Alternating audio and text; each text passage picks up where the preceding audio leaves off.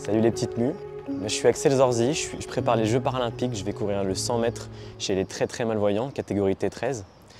Et ben aujourd'hui on va vous montrer ce que c'est que s'entraîner pour ça, donc let's go! Allez c'est parti, je vais vous présenter mes collègues. Il y aura mon coach Thomas, il y a Delia, Paul, Angelina, Fabien, et il y a une amie à Fabien, je crois qui est là aussi. Donc c'est ici, la grande salle. Et là aujourd'hui, c'est cool parce qu'il n'y a pas d'école, mais on partage la salle avec les écoles, donc c'est cool aussi parce qu'on doit les sensibiliser à attention, ne courez pas dans nos jambes, tu vois. Je fais de l'athlétisme depuis 2012. Avant j'ai fait plein de sports et tout ça, mais c'est vraiment après avoir assisté aux Jeux paralympiques où là, je me suis dit mais c'est trop ça que je veux faire. J'ai vu les athlètes dans le stade et je me suis dit mais je veux être en bas, je veux être là, je veux que moi aussi la foule elle soit comme des dingues. Et donc ça fait depuis 1 an maintenant que je suis professionnel.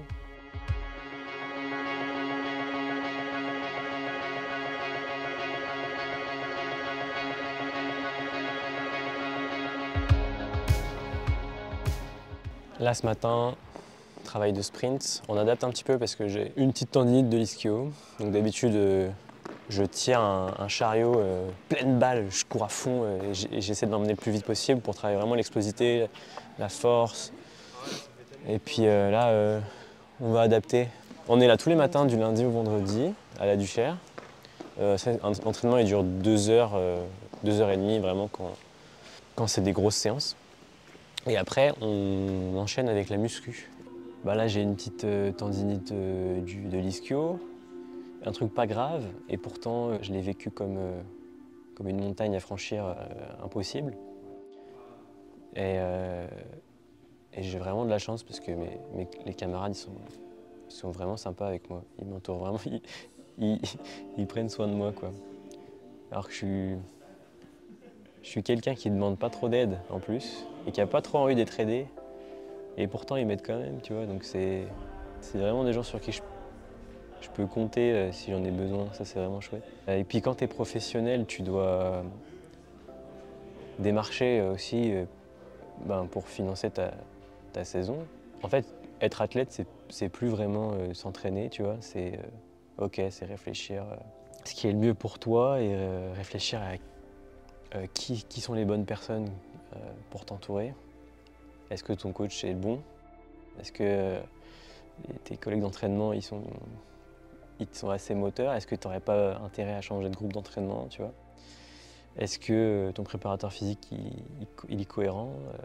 Est-ce que au niveau de ta nutrition c'est cohérent? Est-ce que ta préparatrice mentale c'est la bonne personne? Tu fais un peu le bilan, tu fais OK. Après moi ma méthode c'est une fois que j'ai trouvé tout ça, j'active le pilotage automatique. Ce qui peut être discutable, hein, parce que s'il y a un problème, je ne vais pas forcément m'en rendre compte. Je vais juste continuer dans mon erreur. Donc ça, c'est quelque chose que j'ai identifié il n'y a pas longtemps, tu vois. Du fait du handicap, j'ai pris une habitude de pas changer mes habitudes, mes petits repères. Sauf que maintenant, je vis avec quelqu'un, je vis plus seul. Et je dois plus je dois plus être tout seul. Je dois composer avec les besoins de quelqu'un d'autre. Alors que déjà moi, en tant que personne handicapée, j'étais genre putain, je sais pas comment faire ci, faire ça, j'ai du mal à gérer mes propres besoins et tout.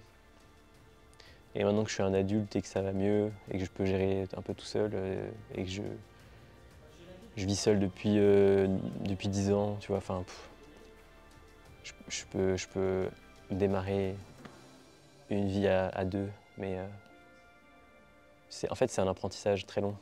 Quand il y a un truc qui se passe mal à la maison, ça impacte sur l'entraînement derrière parce que tu cogites, tu as moins de sommeil, et tu as moins de sommeil, tu récupères moins, et tu récupères moins, et tu as une tendinite, tu vois, tout est lié, genre.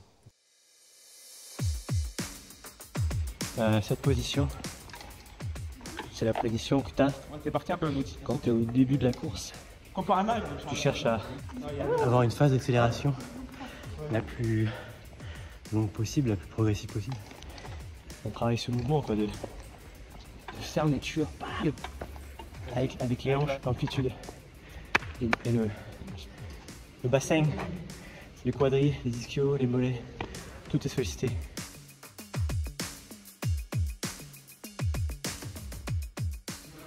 Allez, toutes les compétitions en salle. Bon, là, je vais faire du 60 mètres. Ça va commencer fin janvier. Après, il y en aura plusieurs pour finir sur les championnats de France le 9 et 10 février. Et le plus important, c'est le mois de mai. À partir du mois de mai, tu commences à être dans une bonne forme pour réaliser les minima pour les Jeux. Mai-juin sera dédié à ça. Des compètes le plus souvent possible, un peu partout dans la France. Et 15 juin, clôture des résultats. Une semaine après, le comité paralympique se réunit, il décide qui va au jeu. Et en juillet, tu sais si tu vas ou tu vas pas. Donc tu continues à t'entraîner comme si tu y allais toute l'année.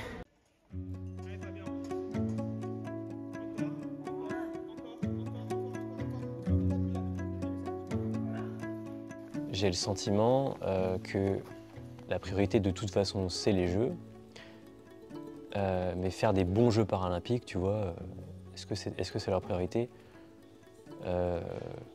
C'est pas ce qu'ils transmettent, en tout cas. Je trouve qu'il y a une communication, elle existe, elle est présente, on peut la voir, mais elle est tardive, c'est-à-dire que de toute façon, on dirait qu'ils commencent à se préoccuper des Jeux paralympiques sur le dernier rush, tu vois.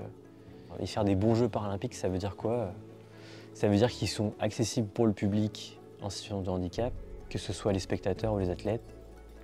Et ça veut dire qu'ils sont aussi même à la télé, tu vois. Genre, ça veut dire que de l'audio-description, du sous-titrage, des trucs comme ça, tu vois. Enfin, est-ce que c'est des choses auxquelles ils ont pensé?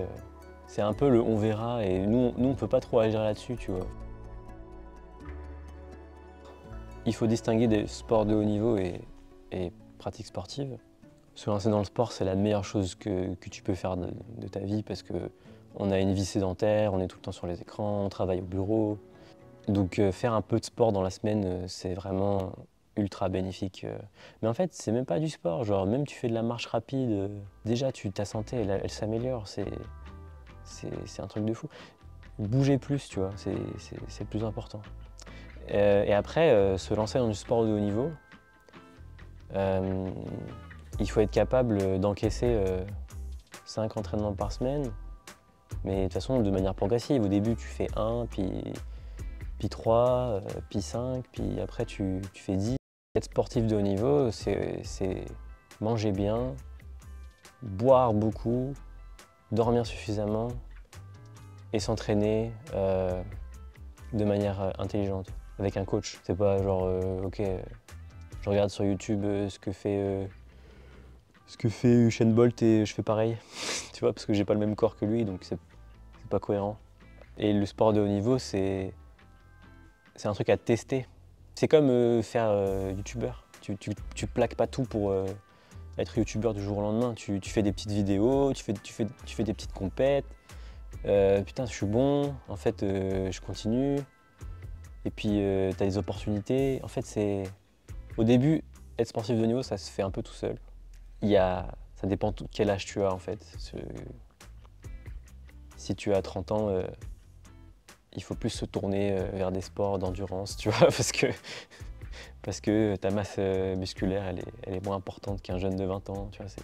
Mais il n'y a pas de règles. En fait, le sport, il n'y a pas de règles. Moi, je donne des conseils, mais ils valent rien.